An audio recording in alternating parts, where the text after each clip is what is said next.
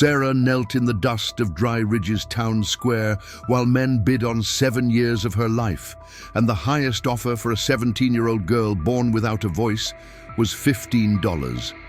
Then hoofbeats shattered the auction's finality, and an Apache warrior dismounted with an offer that silenced every tongue in that frontier town. His prized stallion, worth more than $100, for the girl they called Broken. Before we continue, don't forget to subscribe to the channel, like the video, and comment where in the world you're watching from. Let's go.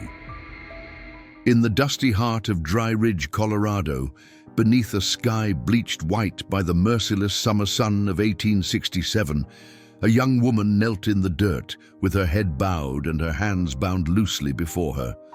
The rope was unnecessary. Sarah Montgomery had nowhere to run, no voice to cry out with, and no one left in the world who would answer if she could. Her chestnut hair, once carefully braided by the kind hands of Mrs. Eleanor Pritchard, now hung in tangled waves around her shoulders, catching dust and judgment in equal measure. Her plain cotton dress, faded from too many washings and patched at the elbows, clung to her thin frame as the afternoon heat pressed down on the gathered crowd like an iron weight. Tell me, from what corner of the world are you listening to this story? And what do you believe? Can a person's worth be measured by the words they cannot speak, or by the compassion they carry in silence? Around her, the townspeople of Dry Ridge assembled in a loose circle, their faces a mixture of pity, curiosity, and cruel satisfaction. Women whispered behind gloved hands, while their husbands calculated the value of unpaid labor. Children stared openly, some pointing, others mimicking the gestures Sarah used to communicate, turning her movements into mockery. The magistrate, a heavy-set man named Horace Dunlap, with a silver watch chain stretched across his considerable belly, stood on the raised wooden platform that usually served for town announcements and Sunday sermons. Today, it had been transformed into an auction block. "Ladies and gentlemen," Dunlap's voice boomed across the square, silencing the murmurs. "As you all know, Eleanor Pritchard, God rest her soul, passed 2 weeks ago. She left behind considerable debts to the general store, the feed supplier, and Dr. Morrison for her final care. This girl," he gestured dismissively toward Sarah, "this ward of Mrs. Pritchard's, has no family, no prospects, and no means to settle these obligations. Therefore, in accordance with territorial law, she shall be indentured to the highest bidder for a period of 7 years, or until such time as the debt of $43.18 is satisfied." $43.18. That was all her guardian's life, and by extension, Sarah's freedom was worth. The number echoed in Sarah's mind as she kept her eyes fixed on the ground, watching ants march in determined lines across the packed earth. She had learned long ago not to meet people's eyes directly. They either looked away in discomfort or stared back with the kind of invasive curiosity reserved for carnival oddities. "Now, I know some of you have concerns," Dunlap continued, mopping his brow with a stained handkerchief. "The girl is afflicted. Born without speech, as you're all aware, but she's healthy otherwise, can cook, clean, mend clothes, and tends to follow directions well enough if you show her what needs doing. She ain't stupid, just silent." The distinction seemed to matter little to the crowd. Sarah felt their eyes on her like the brush of spiders' legs, light but persistent, invasive. She pressed her lips together tightly, fighting the trembling that threatened to overtake her body. Mrs. Pritchard had been the only person in Dry Ridge who treated her as fully human, who learned her gestures, who sat with her in comfortable silence while they shelled peas or folded laundry. Without that gentle woman's protection, Sarah was once again what she had been in the orphanage in St. Louis, a curiosity, a burden, something to be managed rather than understood. "I'll start the bidding at $5, Dunlap announced, his eyes scanning the crowd expectantly. A long, painful silence stretched across the square. Sarah could hear the creak of wagon wheels from somewhere down the street, the snort of a horse tied to the hitching post, the whisper of wind through the cottonwood trees that lined the town's single main road. $5 for 7 years of her life, less than $1 per year, less than the cost of a decent pair of boots. "Come now," Dunlap cajoled, his voice taking on a wheeling tone. "Think of the savings. No wages to pay, just food and shelter. And the girl works hard. Mrs. Pritchard herself said so before she passed." Finally, a voice emerged from the back of the crowd. $6. It was Marcus Trent, who owned a struggling cattle ranch 15 miles outside town.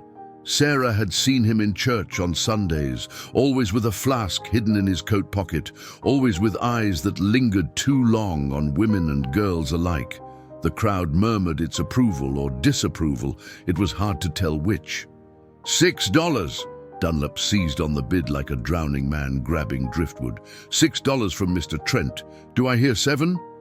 Another pause, then $7. This from Chester Morrison, son of the doctor, a young man with soft hands and a reputation for cruelty to animals.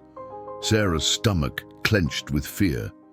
She had heard stories about the Morrison household, about servants who left with bruises they wouldn't explain. $8. Trent again, his voice harder now, competitive. $9. Morrison stepping forward slightly, his pale eyes fixed on Sarah with an expression that made her skin crawl. Back and forth, the bidding went, climbing slowly. $10, $11, $12. Each increase felt like another chain being wrapped around Sarah's future. She closed her eyes, trying to remember Mrs. Pritchard's face, her soft voice reading from the Bible in the evenings, the way she would gently touch Sarah's shoulder when she was frightened. But the memory was already fading, dissolving like morning mist under the harsh sun of reality. $15, Trent declared, his voice ringing with the finality of someone making their last offer. "And that's my final bid, Dunlap." "The girl's not worth more than that, mute as she is." The crowd murmured its agreement. $15 seemed generous, all things considered. What use was a woman who couldn't call for help, couldn't answer questions, couldn't even scream if danger came? The magistrate raised his gavel, preparing to seal Sarah's fate with 3 sharp strikes against the wooden podium. $15 going once, he announced, letting the words hang in the thick afternoon air. Going twice. And then, cutting through the tension like a blade through silk, came the sound of hoofbeats, not the casual clip-clop of a town horse, but the powerful rhythmic thunder of a true stallion at full gallop. Every head turned toward the sound, and the crowd instinctively parted as a magnificent horse burst into the square, its black coat gleaming like polished obsidian in the sunlight, its mane flowing like dark water. Upon its back sat a man who seemed carved from the same earth and sky that surrounded Dry Ridge. His copper skin spoke of Apache heritage. His long black hair was tied back with a leather cord decorated with blue beads, and his eyes, dark as midnight but somehow carrying their own inner light, swept across the assembled townspeople with neither fear nor aggression, only a calm assessment that made several men instinctively reach for weapons they weren't carrying. The man brought his horse to a halt at the edge of the crowd. He sat perfectly still for a long moment, and in that stillness, Sarah finally lifted her head to look at him. Their eyes met across the dusty square, and something passed between them, recognition perhaps, though they had never formally met. Or maybe it was simply the acknowledgement of one wounded soul recognizing another. The stranger dismounted in one fluid motion, his moccasins making no sound as they touched the ground. He approached the platform with measured steps, and the crowd fell completely silent, unsure whether to be afraid or simply amazed at the audacity of an Apache warrior walking so boldly into their midst. Magistrate Dunlap's face had gone pale, then red. "Now see here," he sputtered, "this is a legal proceeding. You can't just..." But the warrior ignored him entirely. His attention remained fixed on Sarah, and slowly, deliberately, he raised his right hand and made a sign, a simple gesture that Sarah recognized immediately. It was the universal sign for friend that Mrs. Pritchard had taught her, learned from a traveling missionary who had worked among various tribes. Sarah's breath caught in her throat. This stranger, this Apache warrior, who should have been her enemy according to everything Dry Ridge society taught, was the first person since Mrs. Pritchard's death to speak to her in her own language. The language of hands and gestures, of expression and intention. The only language she had. The warrior turned finally to face Magistrate Dunlap, and when he spoke, his English was accented but clear. "I offer for this woman," he said, his deep voice carrying across the now silent square, "not money, but this." He gestured to his magnificent stallion, which stood perfectly still behind him, muscles rippling beneath that glossy black coat. A collective gasp rose from the crowd. Everyone in the territory knew the value of a horse like that, worth at least $100, maybe more. It was the kind of horse that men dreamed of owning, the kind that could mean the difference between life and death on the frontier. And this warrior was offering it for a mute girl worth $15. That's highly irregular, Dunlap stammered, clearly torn between legal procedure and the enormous profit such a trade would represent for the estate. "This is an auction for labor, not a trade for livestock." "Is worth more," the warrior stated simply, his eyes never leaving the magistrate's face. "Much more than her debt, and I pay now, today. No wait." The crowd erupted into chaos. Men shouted their objections, women clutched their shawls tighter, children were hurried away from the spectacle. Marcus Trent pushed forward, his face red with anger and alcohol. "You can't be serious, Dunlap. Selling a white woman to a savage? That's not legal. That's not—" "The law says highest bid," the warrior interrupted, his voice cutting through the noise like a knife. "My bid is highest. Is this not your law?" And in that moment, as the sun beat down and the crowd roared and Magistrate Dunlap stammered and calculated, Sarah felt something she hadn't felt since Mrs. Pritchard's passing, the faintest stirring of hope. Not because she understood why this stranger was doing this, but because for the first time in her life, someone was fighting for her, not despite her silence, but perhaps because he understood it.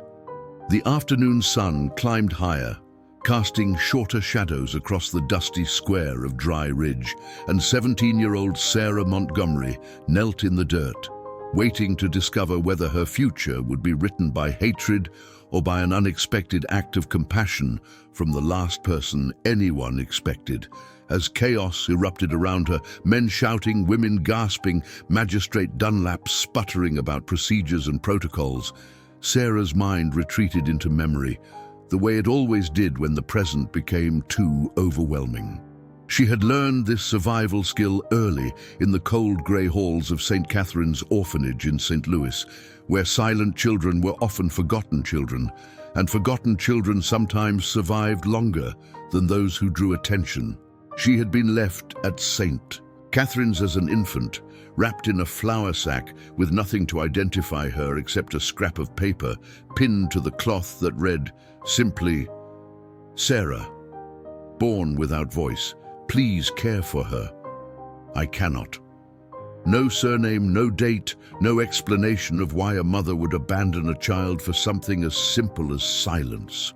The nuns had given her the surname Montgomery, the same name as the street where the orphanage stood, and raised her with a mixture of pity and impatience that Sarah had learned to navigate like a sailor reading dangerous waters.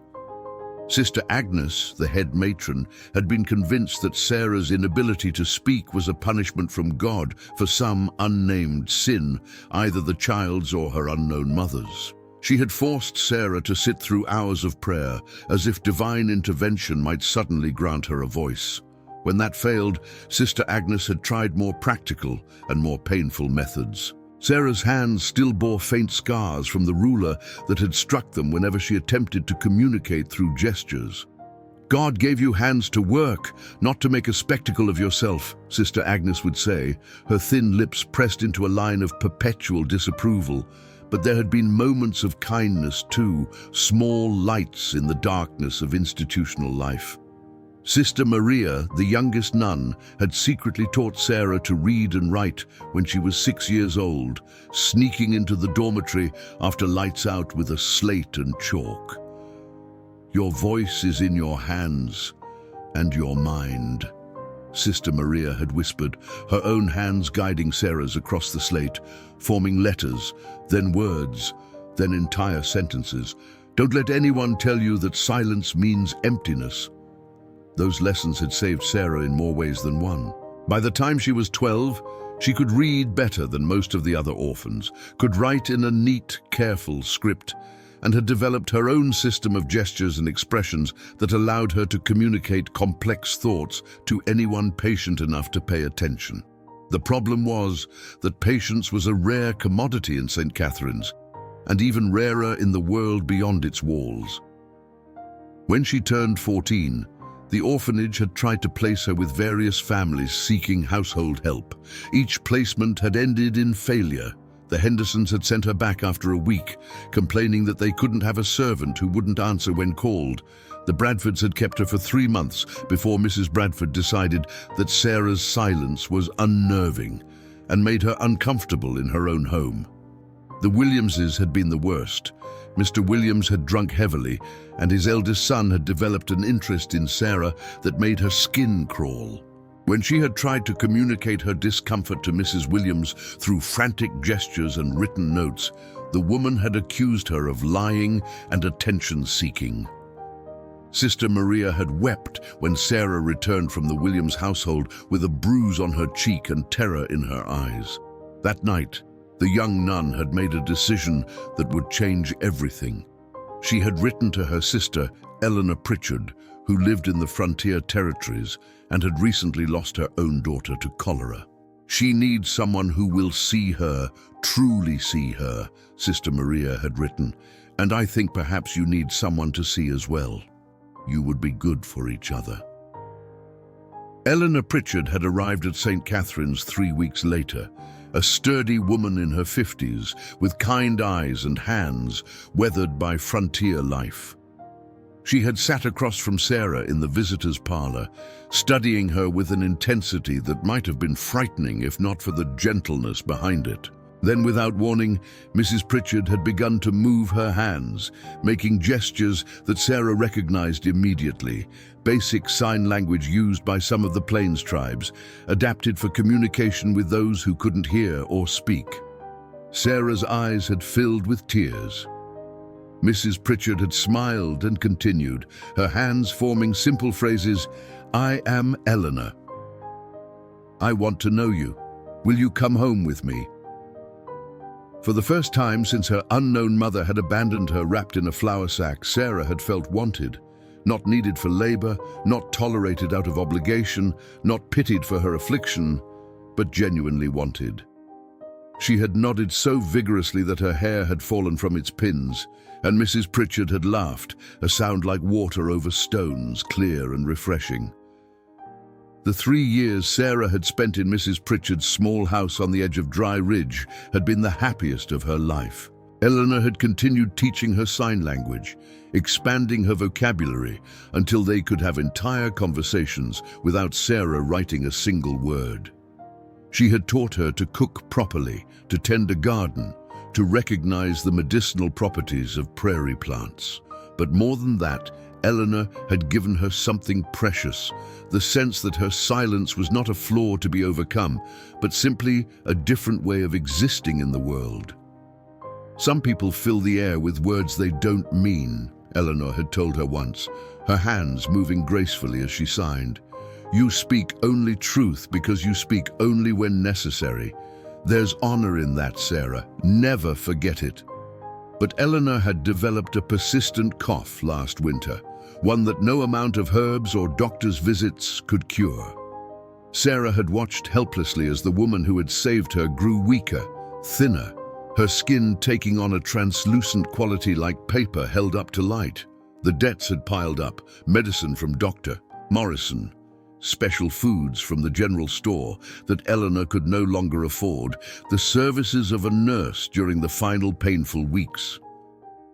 On the night Eleanor died, Sarah had held her hand and wept silently, as she wept for everything, without sound, without relief.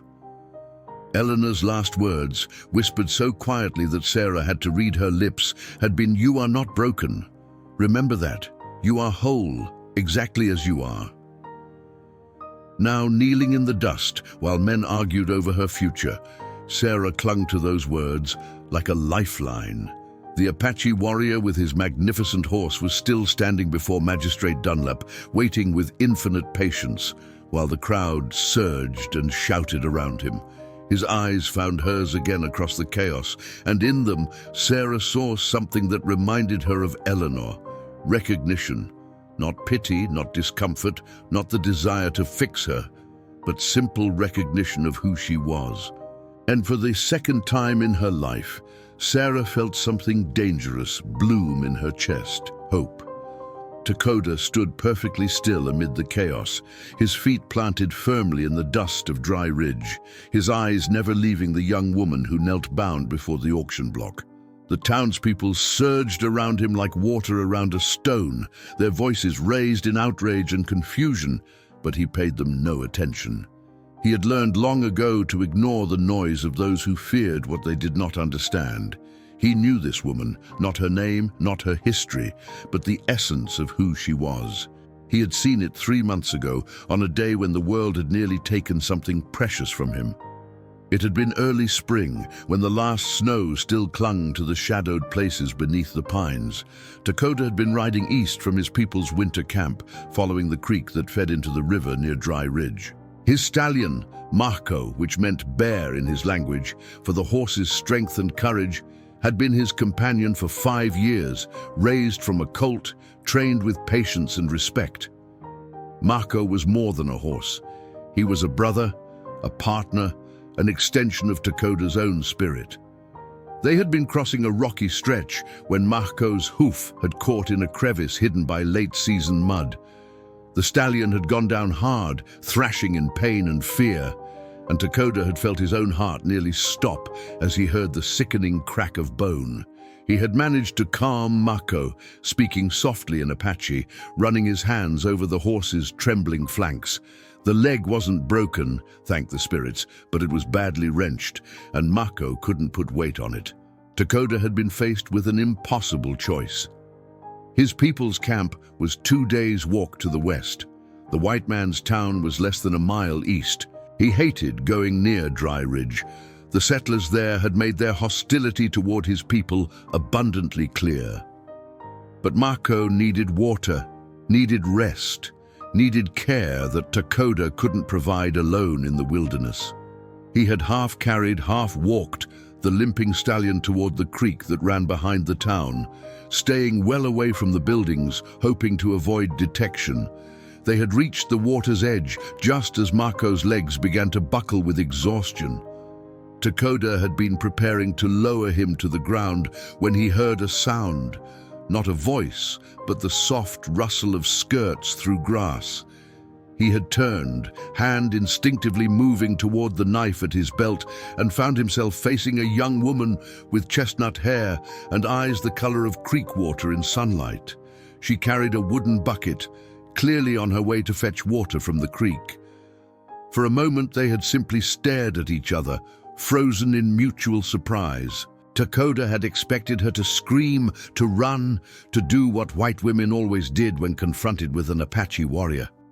Instead, she had looked past him to Marco, and her expression had transformed from surprise to concern. She had set down her bucket and approached slowly, her hands raised in a gesture of peace that needed no translation. She had knelt beside Marco, her hands moving gently over the injured leg with the confidence of someone who understood animals.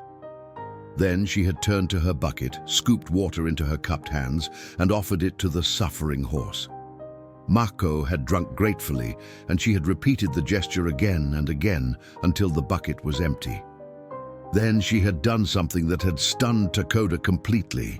She had gestured to the horse, then to herself, then made a walking motion with her fingers and pointed back toward the town. She was offering to help. A white woman, alone with an Apache warrior, offering assistance instead of alarm. Takoda had hesitated, torn between distrust and desperation, but something in her eyes, a depth of understanding that seemed older than her young face, had decided him. He had nodded, and together they had walked Mako to a small shed behind what he would later learn was Mrs. Pritchard's house. The young woman had disappeared inside and returned with clean cloths, a jar of something that smelled like herbs and alcohol, and another bucket of fresh water. She had cleaned Mako's leg, applied the salve with careful hands, and wrapped it firmly but gently. All of this she had done in complete silence, and it was only when she met Takoda's eyes again that he understood. She could not speak. He had touched his throat, then gestured to her in question. She had nodded, then placed her hand over her heart and given him a small, sad smile. In that moment, Takoda had seen himself reflected in her, someone judged by others for something beyond their control, someone whose worth was measured by what they lacked rather than what they possessed. Takoda's own mother had been killed by white soldiers when he was 12 years old. His father had died defending their camp from a raid 2 years later. But it was his younger brother, Kale, who had taught him the deepest lesson about judgment and injustice. Kale had been born with a twisted foot, unable to walk without difficulty, unable to ride or hunt like other young men. Some in their tribe had viewed him as cursed, as less than whole. But Takoda had watched Kale become one of the wisest men in their band, a storyteller and keeper of knowledge, a healer who understood suffering because he had lived it. When Kale had died last winter, not from his foot, but from the white man's spotted sickness that ravaged their camp, Takoda had carved a promise into his heart. He would honor his brother's memory by defending those whom others deemed unworthy. The young woman before him now, kneeling in the dirt while men bid on her like cattle, embodied everything Takoda had sworn to protect. She had shown kindness when she could have shown fear. She had helped when she had nothing to gain. And now she was being punished, not for any crime, but simply for existing in a way that made others uncomfortable. Magistrate Dunlap was still sputtering about procedures, but Takoda had heard enough. He stepped forward, his voice cutting through the noise with quiet authority. "My offer stands," he said. "The horse for her freedom. You say highest bid wins. This is highest bid." Marcus Trent pushed closer, his face purple with rage. "You can't just come into our town and— Your law," Takoda interrupted, his dark eyes fixing on Trent with an intensity that made the man step back. "You say auction. You say highest bid. I give highest bid. This is your law, not mine. Will you follow it? Or is your law only for some people?" The question hung in the air like smoke, and in the silence that followed, Sarah lifted her head and looked at her unexpected defender with wonder dawning in her eyes. Magistrate Horace Dunlap stood on his wooden platform, his face cycling through shades of red and white as he grappled with the impossible position Takoda had placed him in. His fingers drummed against his substantial belly, the silver watch chain catching the afternoon sunlight as sweat beaded on his forehead despite the shade from his wide-brimmed hat. Around him, the town of Dry Ridge held its collective breath, waiting. Dunlap was not a stupid man, merely a practical one. He had presided over Dry Ridge for 8 years, navigating the delicate balance between frontier justice and territorial law, between what was right and what was expedient. He understood money, understood debt, and most importantly, understood the value of the magnificent stallion standing calmly behind the Apache warrior. "That horse," Dunlap said slowly, buying time as his mind worked through the calculations. would need to be appraised. We can't just accept, "I know horses," interrupted John Harper, the livery owner, stepping forward from the crowd. He was a weathered man of 60, with a lifetime of equine expertise written in the set of his shoulders and the calluses on his hands. "And I'll tell you right now, Magistrate, that animal is worth more than $100, maybe 150. I've seen Arabians that didn't have that kind of quality."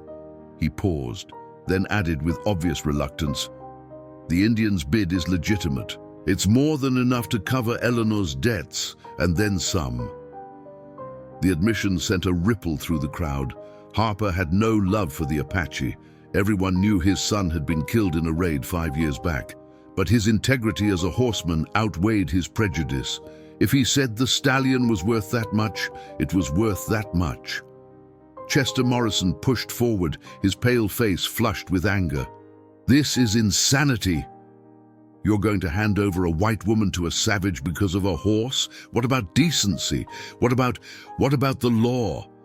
Dakota's voice cut through Morrison's protest like a blade. "Your magistrate says auction, highest bid. I give highest bid. Where is your law now?" Sarah watched the exchange, with her heart hammering against her ribs. She could see the struggle playing out on Dunlap's face, greed warring with prejudice, legal obligation battling social pressure. The magistrate's eyes kept drifting to Mako, calculating, assessing. $43.18 was Eleanor's debt. A horse worth $150 would leave a considerable surplus for the town's coffers. "Now hold on," Marcus Trent's voice boomed across the square. He shouldered his way to the front of the crowd, his hand resting meaningfully on the pistol at his hip. "I don't care what that horse is worth. We're not about to let one of our own get taken by an Apache. That's not happening. Not in my town." "Your town?" Dakota's eyebrow raised slightly, the only indication of his contempt. "I see no chief's feathers on you. I see only a man who wants to own another person for $15. The insult landed hard. Several men in the crowd shifted uncomfortably, suddenly aware of how their actions might look to outsider eyes. They were good Christian folk, weren't they? They attended church on Sundays, believed in justice and mercy. Yet here they stood, arguing about whether to sell a helpless young woman to the lowest bidder simply because he was white, rather than accept a generous offer from someone whose only crime was being born Apache. Reverend Samuel Blake stepped forward, his black coat dusty from the road. He had been watching from the back of the crowd, his weathered face thoughtful. "Magistrate Dunlap," he said, his voice carrying the authority of both age and position. "I believe the young man has a point. We cannot claim to be a society of laws if we only apply those laws when they suit our prejudices." "Reverend, surely you're not suggesting—" Mrs. Abigail Henderson began, her voice shrill with outrage. "I'm suggesting," Blake interrupted firmly, "that we either have laws or we don't. The Apache has made a legitimate offer, a generous offer, in fact, more generous than any of our own people were willing to make." He let his gaze sweep across the crowd, and several people had the grace to look ashamed. "The girl will be freed from indenture either way. Better she go with someone who values her enough to sacrifice his most prized possession than with someone who sees her as a burden worth $15. Dakota's expression didn't change, but Sarah saw something flicker in his dark eyes. Surprise, perhaps, at finding an ally in such an unexpected place. Dunlap cleared his throat, his decision made.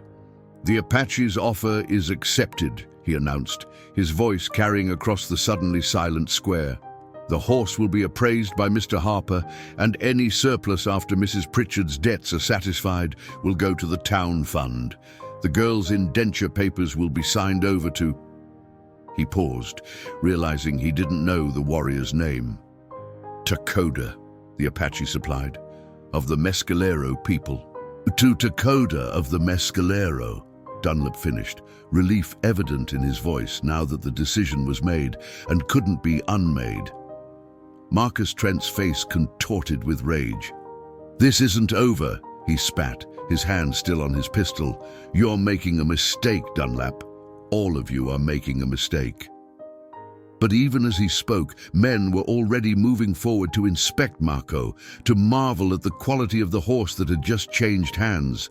The auction was over. Sarah's fate was sealed. Takoda approached her slowly, his movements careful and non-threatening. He knelt in the dust beside her, his eyes level with hers, and with gentle hands he untied the ropes that bound her wrists.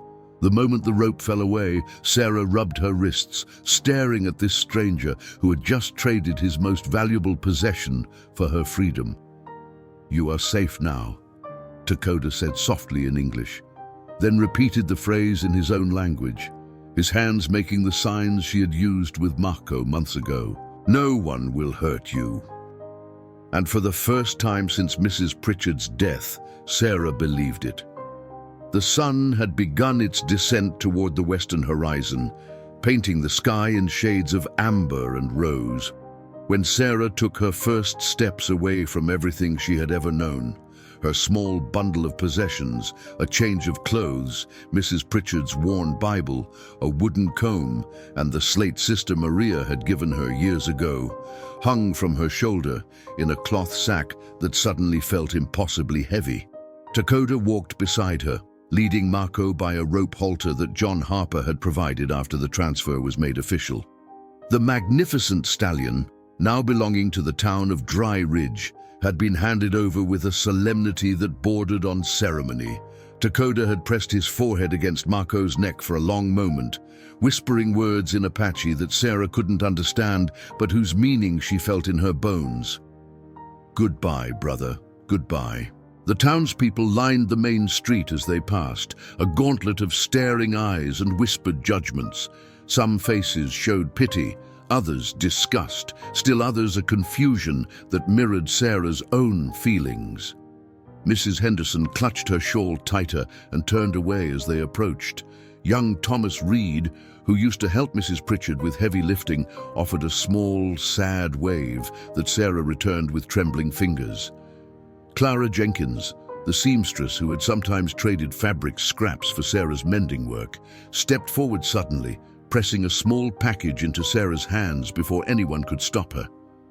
"For the journey," she whispered, then retreated back into the safety of the crowd before her husband could object. Sarah clutched the package to her chest, feeling the shape of bread and what might be dried meat through the cloth. The unexpected kindness brought tears to her eyes that she blinked back furiously. She would not cry in front of these people who had watched her be sold like livestock. At the edge of town, where the wooden buildings gave way to prairie grass and scattered cottonwoods, stood a small cemetery enclosed by a weathered fence. Sarah stopped abruptly, her feet refusing to take another step until she had said goodbye. Takoda, reading her intent without need for words, nodded and gestured toward the graves. Mrs. Pritchard's resting place was marked by a simple wooden cross, the earth still fresh and dark from recent burial. Someone, probably Reverend Blake, had planted wildflowers around the edges, their purple and yellow blooms a splash of color against the brown soil. Sarah knelt beside the grave, her fingers tracing the carved letters of Eleanor's name. There were no words to express what she felt. But then, there had never been words between them that mattered. Sarah placed her hand flat against the earth, feeling the warmth of the sun-baked soil, and closed her eyes. In her mind, she saw Eleanor's kind face, felt the gentle touch of her hand, heard the silence they had shared that was never empty, but always full of understanding, acceptance, love. "Thank you," she thought with all the force of her silent soul. "Thank you for seeing me. Thank you for teaching me that I was enough. Thank you for 3 years of being loved." A shadow fell across the grave, and Sarah looked up to find Takoda standing a respectful distance away. He held something in his hands, a small bundle of sage tied with a strip of leather. Without speaking, he approached the grave and placed the sage beside the wooden cross, then stepped back and bowed his head briefly. It was a gesture of respect, of acknowledgement that this place held someone sacred to Sarah. The thoughtfulness of it broke something open in her chest, and the tears she had been holding back finally spilled over, tracking silently down her cheeks. When she stood at last, her legs shaky from kneeling, Takoda offered her his arm to steady herself. Sarah hesitated only a moment before taking it, feeling the solid warmth of him, the strength that held no threat. Together, they walked away from Dry Ridge, away from the only life Sarah had known, toward a future she couldn't imagine and didn't know if she should fear or hope for. The prairie stretched before them, vast and indifferent, as the sun sank lower. Behind them, the sounds of the town faded, the clatter of wagons, the voices of people, the ringing of the blacksmith's hammer.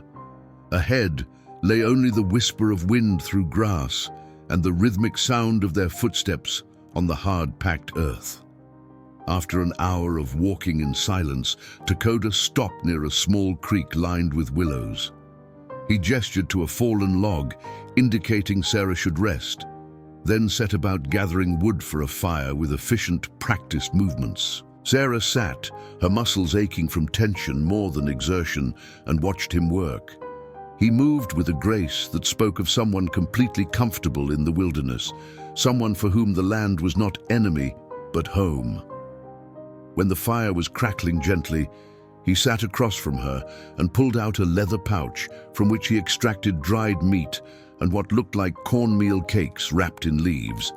He offered half to Sarah, and when she hesitated, he took a bite of his own portion first, showing it was safe. The gesture was so clearly meant to reassure her that Sarah felt ashamed of her fear. This man had given up his most prized possession for her. The least she could do was trust him enough to share a meal. The food was different from anything she had eaten. The meat had an unfamiliar spice, and the cornmeal cakes were sweetened with something that might have been honey or maple.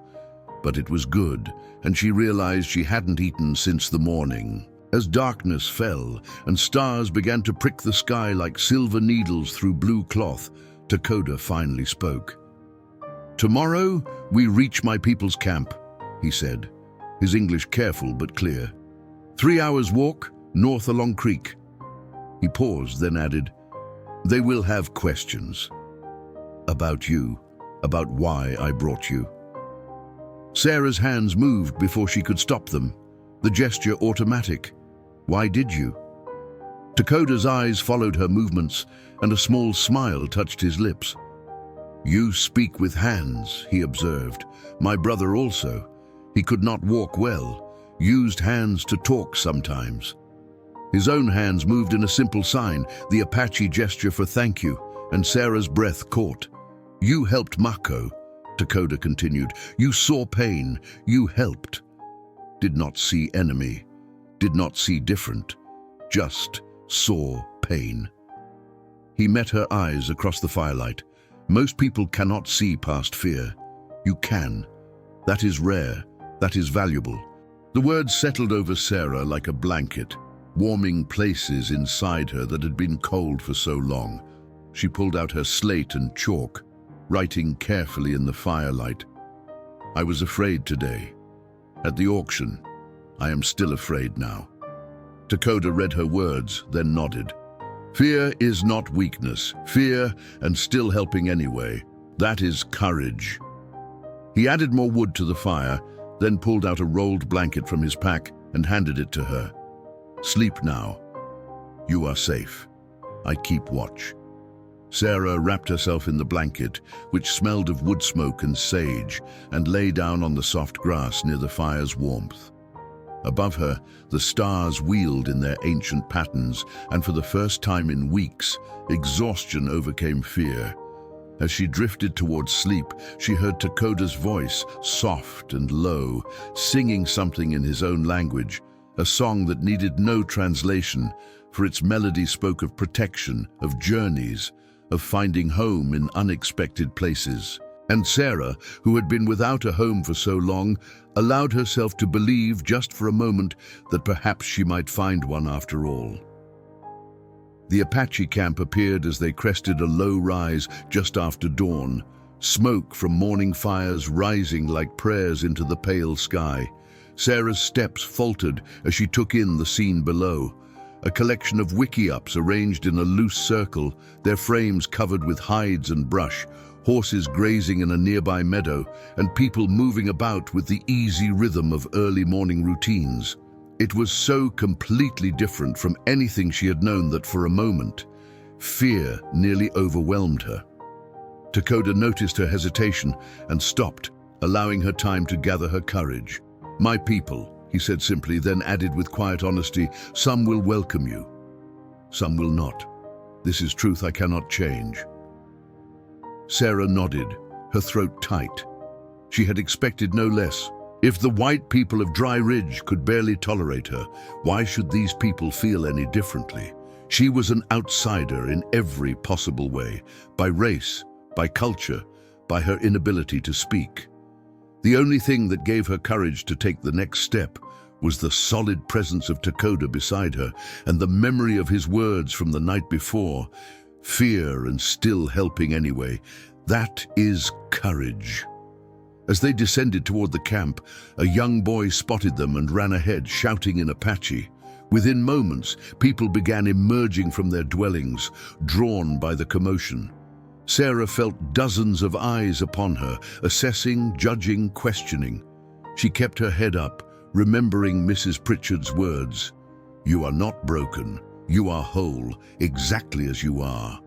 An older woman was the first to approach, her weathered face framed by silver-streaked hair braided with leather cords. She spoke rapidly in Apache to Takoda, her tone sharp with questions. Takoda responded calmly, his hands moving in gestures that Sarah was beginning to recognize as part of the conversation, not separate from it. The woman's eyes cut to Sarah, studying her with an intensity that felt like it could see straight through to her bones. Then, surprisingly, the woman's stern expression softened slightly, and she spoke a single word that sounded like a question. Takoda nodded, and the woman, who Sarah would later learn was called Nalin, meaning maiden, made a gesture toward one of the larger wickiups. "She asks if you are the one who helped Mahko," Takoda translated. "I told her yes. She says you have kindness in your hands. This is high praise from her." Before Sarah could respond, a man pushed through the small crowd that had gathered. He was younger than Takoda but carried himself with authority, his face painted with red ochre markings. He spoke harshly, gesturing first at Sarah, then at Takoda, his displeasure evident in every syllable. "Ashki," Takoda said, his voice remaining level despite the other man's aggression. "My cousin. He questions why I brought a white woman to our camp." The confrontation drew more people, and Sarah found herself the center of a rapidly growing debate conducted entirely in a language she couldn't understand. Some voices sounded angry, others curious, still others concerned. She stood very still, hands clasped before her, trying not to show how her heart hammered against her ribs. Then Ashki spoke directly to her, his tone challenging. When she didn't respond, he spoke again, louder, stepping closer. Sarah's hands began to move automatically, making the signs for "cannot speak," but Ashki grabbed her wrist, stopping the gesture mid-motion. The camp fell silent. Takoda's hand went to the knife at his belt, his entire body tensing. But before he could intervene, Nalin stepped forward and slapped Ashki's arm with surprising force, speaking rapidly and gesturing toward Sarah with clear disapproval. Ashki released Sarah's wrist, stepping back with obvious reluctance. Nalin turned to Sarah and, very deliberately, made a series of slow, clear hand signs. "Welcome, no harm, safe." Then she took Sarah's hand gently, examining her wrist where Ashki had grabbed it, and tutted like any grandmother would over a child's injury. Sarah's eyes filled with tears at the unexpected kindness. She made the sign for thank you that Takoda had taught her, and Nalin's stern face broke into a smile that transformed it completely. An old man approached then, leaning heavily on a walking stick, carved with symbols Sarah couldn't read. His face was deeply lined, his eyes clouded with age, but his presence commanded immediate respect. Everyone stepped back, and even Ashki fell silent.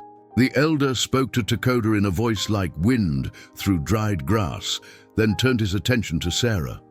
He studied her for a long moment, then reached out and touched her throat gently, questioningly. Sarah shook her head, understanding his query. The old man nodded slowly, then spoke again to the gathered crowd. "Grandfather says," Takoda translated, his voice carrying relief, "that the spirits speak in many ways. Not all words come from the throat. He says you will stay, and the tribe will watch to see what kind of person you are." He paused, then added, "This is good. Grandfather's word is law here." But before the tension could fully ease, a young woman pushed through the crowd. Her beautiful face twisted with anger. She wore an intricately beaded dress and moved with the confidence of someone accustomed to being noticed. She planted herself before Takoda and spoke rapidly, her voice rising with each word. Takoda's jaw tightened. He responded quietly, but the woman, whose name Sarah would learn was Kimimela, meaning butterfly, only became more agitated. She pointed at Sarah, then at herself, then made a gesture that needed no translation. She was claiming Takoda as hers. The situation was deteriorating rapidly when Sarah did something that surprised everyone, including herself. She stepped forward and placed her hand over her heart, then extended it toward Kimimela in a gesture of peace. Then she deliberately stepped back, away from Takoda, making it clear she understood and was not challenging whatever claim Kimimela believed she had. The gesture worked. Kimimela's anger visibly deflated, replaced by confusion and something that might have been grudging respect. She looked at Sarah with new eyes, then spoke more quietly to Takoda before turning and walking away, though not without a final possessive glance backward. Nalin chuckled and said something that made several people laugh. Takoda's lips twitched in the ghost of a smile. "She says you have wisdom beyond your years, and that Kimimela has finally met someone who will not fight with her." He met Sarah's eyes. "You did well." As the crowd dispersed, returning to their morning routines, Sarah felt the adrenaline that had sustained her begin to ebb, leaving her trembling and exhausted. Nalin noticed and took her gently by the arm, leading her toward the wickiup she had indicated earlier. Inside, it was dim and surprisingly comfortable, with woven mats on the ground and baskets arranged neatly along the curved walls. Nalin gestured for Sarah to sit, then brought her a bowl of something warm that smelled of corn and herbs. As Sarah ate, Nalin worked nearby, her presence steady and calming. Through the open doorway, Sarah could see Takoda speaking with the elder, their conversation serious but not heated. She wondered what was being said, what her presence here would mean, whether she would truly be allowed to stay or if this acceptance was only temporary. But for now, she was warm, she was fed, and she was, for the moment at least, safe. Tomorrow would bring its own challenges. Tonight, that was enough. The first week in the Apache camp passed in a blur of new experiences, small victories, and quiet humiliations. Sarah woke each morning to sounds she was still learning to identify. The low conversations in Apache, the crackling of fires being rebuilt, the soft whinny of horses greeting the dawn. Nalin had taken Sarah under her wing with the no-nonsense efficiency of a woman who had raised 6 children and buried 3. She taught through demonstration and repetition, showing Sarah how to properly build a fire that wouldn't smoke, how to prepare pemmican, how to identify which plants were edible and which would make you violently ill. The children were Sarah's unexpected allies. Curious and less burdened by prejudice than their elders, they would gather around her when Nalin wasn't looking, making exaggerated gestures and laughing when Sarah tried to copy them. A little girl named Tallulah, No more than 5 years old, with missing front teeth and bright, intelligent eyes, became Sarah's shadow. She would take Sarah's hand and lead her to interesting things. A bird's nest, a particularly smooth stone, a spider weaving its web, and Sarah would nod and smile, grateful for the uncomplicated companionship. Dakota kept a respectful distance, though Sarah often felt his eyes on her as she went about her tasks. He had given her space to find her own footing in the camp, but he remained watchful, a silent guardian who intervened only when necessary. Twice, he had redirected Ashki when his cousin's hostility threatened to become physical. Once, he had gently corrected an older woman who had shoved Sarah aside at the water source. But it was Kimimela who presented the greatest challenge. The beautiful young woman made no secret of her displeasure at Sarah's presence. She would accidentally spill water near where Sarah worked, making mud. She spoke in rapid Apache whenever Sarah approached, knowing full well that Sarah couldn't understand or respond. Worst of all, she positioned herself near Dakota at every opportunity, touching his arm, laughing at things he said, making her claim abundantly clear. Sarah told herself it didn't matter. She had no expectations of Dakota beyond the protection he had already provided. She owed him her freedom. She certainly had no right to feel the strange pang in her chest when she saw Kimimela smile at him. Yet the feeling persisted, unwelcome and undeniable. On the 8th day, everything changed. Sarah was helping Nalin gather herbs near the creek when they heard shouting from the camp. They hurried back to find a group of men carrying a young boy who was convulsing violently, foam at his mouth, his small body rigid with seizures. His mother screamed, clutching at the men, while others stood back, uncertain and afraid. Nalin immediately began barking orders, but even Sarah could see the older woman was frightened, out of her depth. The boy had clearly eaten something poisonous, but what? And more importantly, what could counteract it? Sarah's mind raced back to Mrs. Pritchard's lessons, to the afternoons spent learning about frontier medicine. She had seen Mrs. Pritchard treat a similar case once, a ranch hand who had eaten water hemlock by mistake. Eleanor had forced charcoal down his throat to absorb the poison, then made him vomit, then given him a tea made from... Sarah grabbed Nalin's arm urgently, then mimed eating, pointed to her stomach, and made a gesture of sickness. Nalin understood immediately. Poison. Then Sarah began frantically searching the baskets of herbs they had just gathered, looking for the one she needed. There, the narrow leaves and white flowers of yarrow.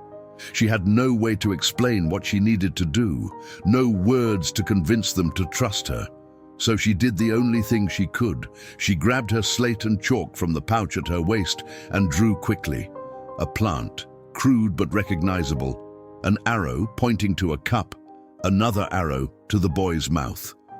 Nalin looked at the drawing, then at Sarah's desperate face, then at the dying child. In that moment, she made a choice that would change everything. She nodded sharply and began giving orders.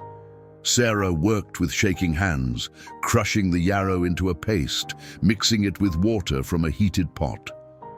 The boy's father, a fierce-looking warrior with scars crossing his chest, watched with eyes that promised death if his son didn't survive.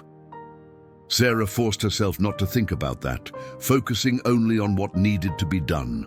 Getting the mixture down the child's throat was difficult. He was barely conscious, still seizing intermittently. But Sarah persisted, supporting his head, coaxing him to swallow, whispering soundless prayers to any god or spirit who might listen. After what felt like hours, but was probably only minutes, the boy finally swallowed enough of the remedy. Then came the terrible waiting. Sarah sat back on her heels, her hands trembling with exhaustion and fear. What if she was wrong? What if she had just made things worse? The entire camp seemed to be holding its breath, watching. Slowly, almost imperceptibly at first, the boy's convulsions began to ease. His breathing deepened. Color started returning to his face. His mother sobbed and reached for him, and he opened his eyes, confused but clearly recovering. The boy's father turned to Sarah, his fierce expression transformed by overwhelming relief and gratitude. He spoke in Apache, his voice rough with emotion, then did something that made the watching crowd gasp. He touched his forehead to hers in a gesture of profound respect. Nalin was beaming, tears streaming down her weathered face. She took Sarah's hand and raised it high, speaking loudly to the assembled crowd. Sarah didn't need a translation to understand the words. This woman saved him. This woman has proven her worth. Even Ashki looked grudgingly impressed, but it was Takoda's expression that Sarah found herself seeking out in the crowd. When their eyes met, she saw pride there, and something else, something warm and deep that made her heart skip in a way that had nothing to do with fear. Only Kimimela stood apart, her beautiful face a mask of resentment. But for once, Sarah couldn't bring herself to care. She had found her place in this community not through words, but through action. She had proven that her silence didn't make her useless. That night, as the camp celebrated the boy's recovery with songs and stories around the central fire, Sarah sat beside Nalin and watched the flames dance. And for the first time since leaving Dry Ridge, she felt something she had almost forgotten how to feel. She felt like she belonged. The days following the boy's recovery brought an unexpected shift in Sarah's standing within the camp. Women who had previously ignored her now sought her out, showing her plants and making gestures of inquiry, asking silently what each might be used for. The boy's father, whose name she learned was Nitis, meaning friend, had gifted her a small leather pouch filled with medicinal herbs, a treasure of incredible value. Even Ashki no longer sneered when their paths crossed, though he still maintained a wary distance. But with acceptance came new complications. Takoda, no longer needing to maintain protective distance, began spending more time near Sarah. He would appear when she was gathering water, offering to carry the heavy vessels. He sat near her during evening meals, their silence comfortable and companionable in a way that needed no words. He taught her Apache signs, their hands moving in the firelight, fingers occasionally brushing in moments that felt like small lightning strikes against Sarah's skin. She tried to tell herself it meant nothing, that gratitude and friendship were being mistaken for something deeper. But the way her heart lifted when she saw him approach, the way she found herself seeking his face in crowds, the way his rare smiles felt like gifts meant only for her, these things were harder to dismiss. Nalin noticed, of course. The old woman noticed everything. One afternoon, while they worked together grinding corn, she spoke in her limited English mixed with signs. "Takoda good man. Heart good. But..." She paused, choosing words carefully. "Kimimela father important, chief brother, marriage promised long time." The words hit Sarah like cold water. A promised marriage, of course. How foolish she had been to imagine anything else. Takoda had saved her because he was honorable, because he understood what it meant to be judged unfairly. That didn't mean he wanted her. That didn't mean he could want her, even if some impossible part of him did. That night, Sarah made a decision. She would keep her distance, guard her heart, remember her place. She was a guest here, tolerated now, but never truly one of them. She would not complicate Takoda's life further by letting her feelings show. But fate, it seemed, had other plans. It happened 3 days later, when Sarah went to the creek alone to fetch water in the early morning. She had just filled her vessel when she heard footsteps behind her. Turning, she found Kimimela blocking the path back to camp, and the young woman's expression was no longer merely resentful. It was venomous. Kimimela spoke rapidly in Apache, her voice low and harsh. Sarah shook her head, gesturing that she didn't understand, and tried to step around her. Kimimela moved to block her path again, this time reaching out to shove Sarah backward. Sarah stumbled, but caught her balance, her water vessel sloshing. More harsh words, and this time Kimimela's hands moved in signs Sarah had learned. Go away, not wanted, danger. Then Kimimela drew a knife from her belt, not threatening directly, but the implication was clear. She pointed at Sarah, then at the wilderness beyond the camp, then made a slashing gesture across her throat. Sarah's heart hammered, but something Mrs. Pritchard had once told her rose up from memory. Bullies feed on fear, show none, and they have no power. Sarah set down her water vessel carefully, straightened her spine, and met Kimimela's eyes directly. Then she did something that clearly shocked the other woman. She signed back, using the limited Apache she had learned. I stay, not afraid of you. Kimimela's face flushed with rage. She lunged forward, knife still in hand, clearly intending to intimidate Sarah into running. But Sarah had spent too many years surviving bullies in orphanages and households that didn't want her. She sidestepped quickly, using a move that Sister Maria had once taught her for self-defense, and Kimimela stumbled forward, off balance. The knife flew from her hand, landing in the creek with a splash. For a moment, both women froze. Then Kimimela released a sound of pure fury and threw herself at Sarah. All pretense of threatening abandoned for actual violence. They went down in a tangle of limbs and flying dirt. Sarah had never been in a real fight in her life, but desperation gave her strength. She blocked Kimimela's strikes, grabbed her wrists, used her weight to roll them over. It was ugly, graceless, nothing like the heroic battles from stories, just two women grappling in the mud, breathing hard, neither willing to yield. That was how Takoda found them, drawn by the commotion. He pulled them apart with firm but gentle hands, his face a mixture of shock and concern. Kimimela immediately launched into rapid explanation, pointing at Sarah, clearly casting herself as the victim.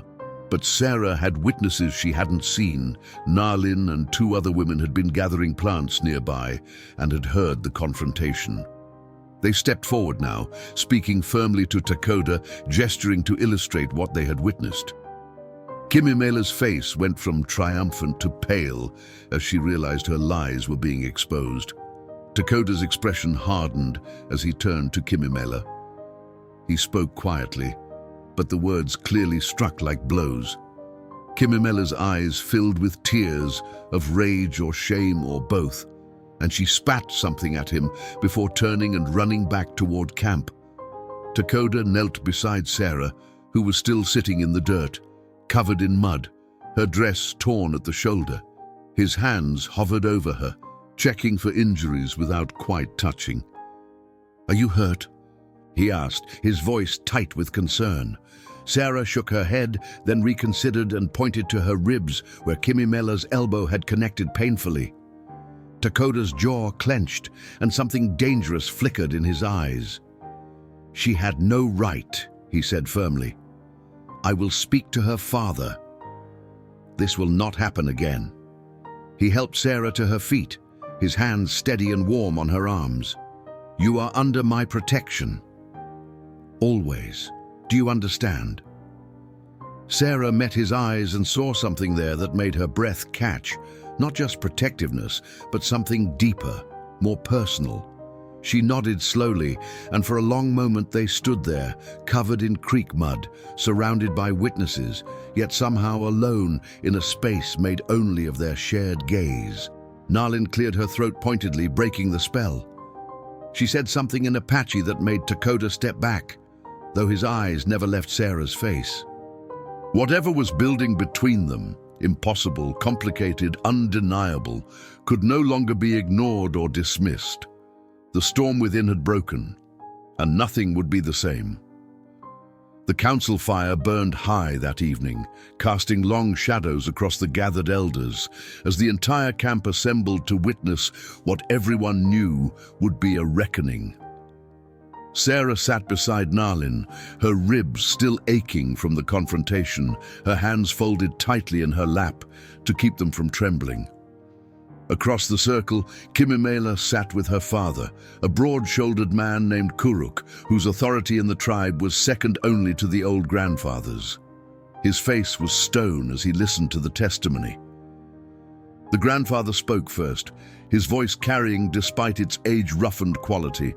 Nalin whispered translations to Sarah, her English halting but clear enough. He asks what happened at Creek. Truth only. Takoda rose and spoke with quiet intensity, describing what he had witnessed and what the other women had told him. Kimimela's face remained defiant, but Sarah noticed how her hands twisted in her lap, betraying nervousness beneath the bravado. When Takoda finished, Kuruk stood, his presence commanding immediate attention. He spoke at length, his voice resonant with barely contained anger. Nalin's whispered translation came in fragments. Daughter brings shame, attack on guest, but also speaks of promise made when Takoda and Kimimela were children, marriage contract between families. Tradition must be honored. Sarah's chest tightened. This was about more than one woman's jealousy. It was about tribal law, family obligations, promises made before Sarah had even arrived. She was the interloper here, the one disrupting carefully laid plans. Perhaps it would be better if she simply left, returned to the white world where she belonged, stopped causing problems for people who had shown her unexpected kindness. But before she could dwell on that thought, Takoda stood again. The firelight caught his features, highlighting the determination in his eyes as he addressed not just the council, but the entire assembled tribe. His voice rang clear, and even without Nalin's translation, Sarah could hear the conviction in every syllable. Nalin gripped Sarah's hand tightly, her voice urgent with translation. He says, "The promise was made by fathers, not hearts." He says his brother Kele taught that tradition should serve the people, not imprison them. He says, Nalin paused, her voice catching with emotion. He says his heart chose different path, that sometimes spirits send what we need, not what we expect. Kuruk's face darkened with fury. He responded sharply, gesturing towards Sarah with clear disdain. Whatever he said made several people in the crowd shift uncomfortably. He asks what future is there with white woman who cannot speak, Nalin translated quietly. He says Takoda shames himself, shames tribe by choosing broken woman over Kimimela's beauty and status. The word broken hit Sarah like a physical blow. There it was again, the word that had followed her throughout her life, the judgment she could never escape.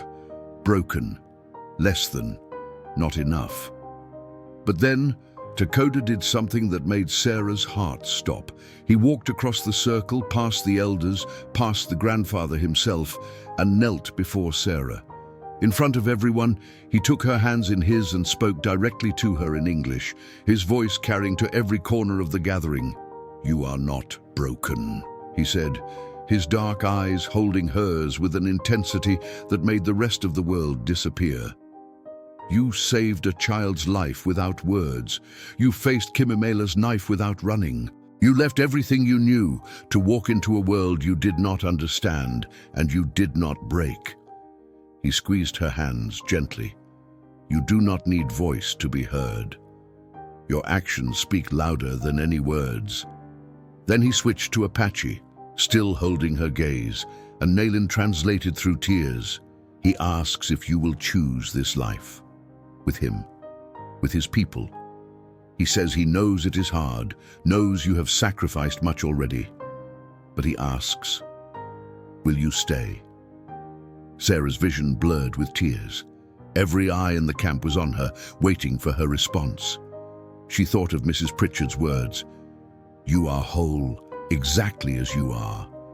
She thought of Sister Maria teaching her to read by candlelight, telling her that her voice lived in her hands and her heart.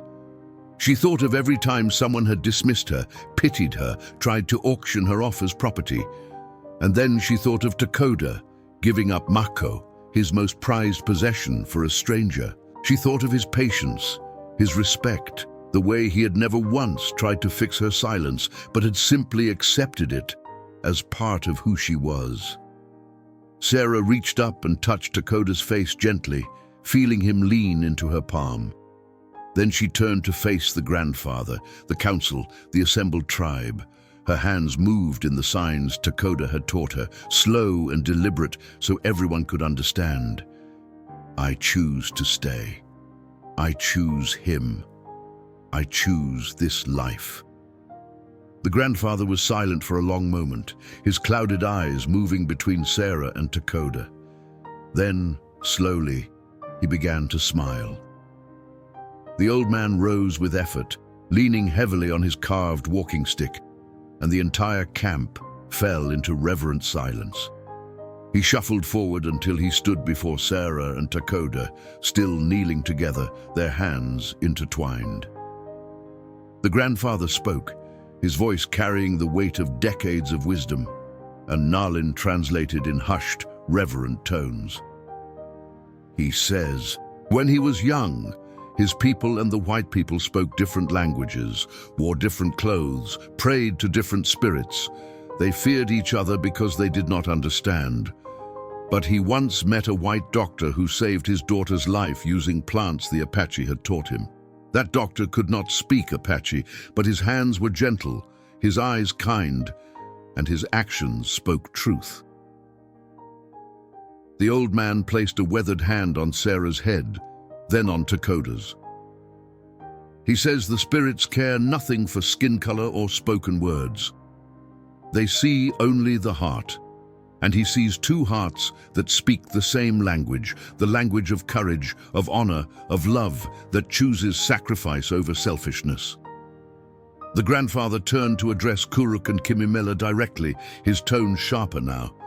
Even without translation, Sarah understood the rebuke in his words. Kuruk's face remained rigid, but he bowed his head in acceptance. Kimimela stared at the ground, tears streaming down her beautiful face, tears of humiliation perhaps, but also of something that might have been relief. Maybe she too had been trapped by promises made before anyone asked what her heart wanted. 3 days later, as dawn painted the sky in shades of rose and gold, Sarah and Takoda stood together before the tribe in a ceremony that blended Apache tradition with gestures Sarah understood. Nalin had woven flowers into Sarah's hair and dressed her in a beautiful hide dress decorated with intricate beadwork, a gift from the camp's women, each bead representing acceptance earned. Takoda wore his finest ceremonial clothing, his long hair adorned with eagle feathers that marked him as a warrior of honor. The grandfather blessed their union by anointing their foreheads with sacred oil and binding their wrists together with a braided cord woven from 3 strands, one representing Takoda's people, one representing Sarah's, and one representing the new family they would create together.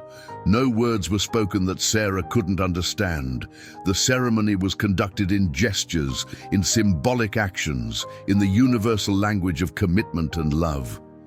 Years passed, measured not in words, but in moments.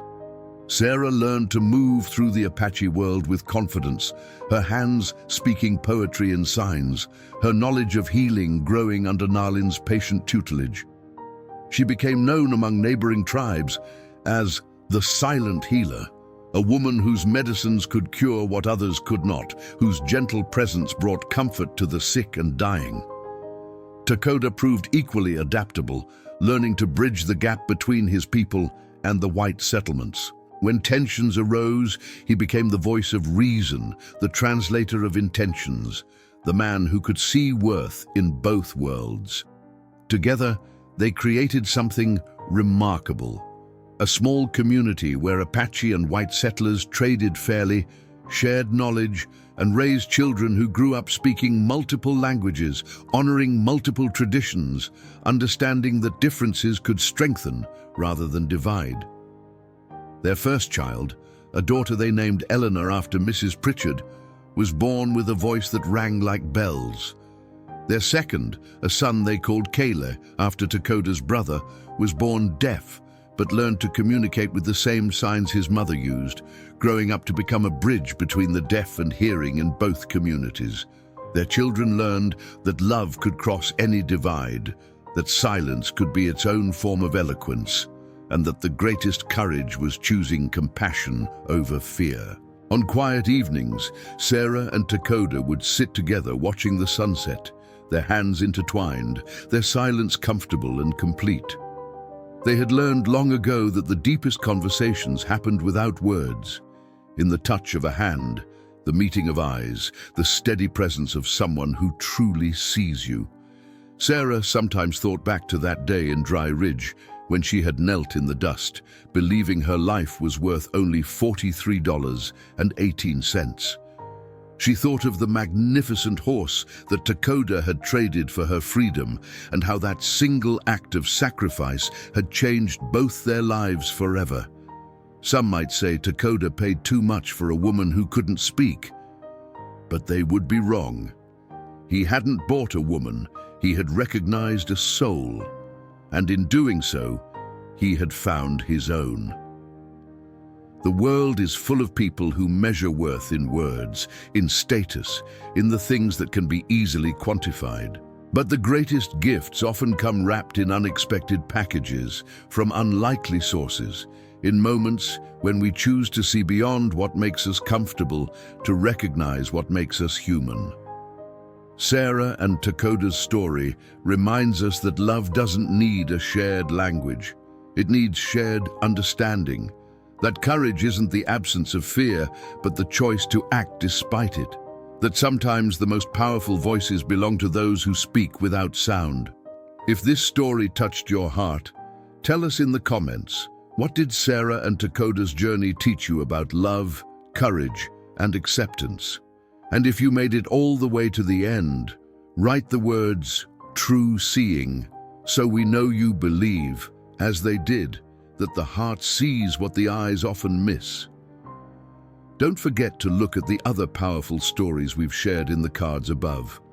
Tales of love that defied the odds, of courage that changed destinies, of hearts that found each other against all logic and reason. Because sometimes, the most beautiful stories are the ones where two broken pieces find each other and discover they were never broken at all. They were just waiting to be seen.